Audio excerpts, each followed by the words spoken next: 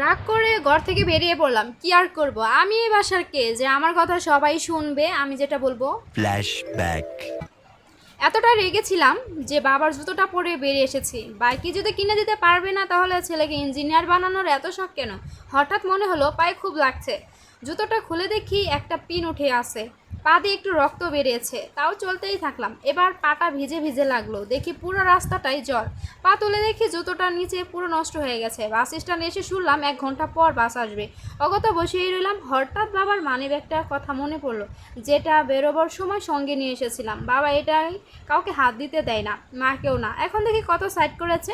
খুলতেই 3টি কাগজ টুকরো বেরোলো। প্রথমটা লেখা ছিল ল্যাপটপ ল্যাপটপের জন্য 40,000 লোন, কিন্তু আমার তো ল্যাপটপ আছে, পুরনো বটে। দ্বিতীয়টা একটা ডক্টর প্রেসক্রিপশন, লেখা নতুন জুতো ব্যবহার করবেন।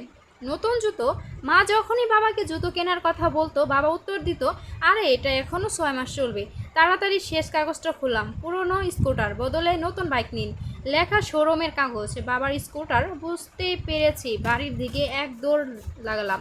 এখন আর জুতোটা পায়ে লাগছে না। বাড়ি গিয়ে দেখলাম বাবা নেই, জানি কোথায়। এক দৌড়ে সেই শোরুমটাই দেখলাম, স্কুটার নিয়ে বাবা দাঁড়িয়ে আছে। আমি ছুটে গিয়ে বাবাকে জড়িয়ে ধরলাম, কাঁদতে কাঁদতে বাবার কাঁধটা ভিজিয়ে ফেললাম।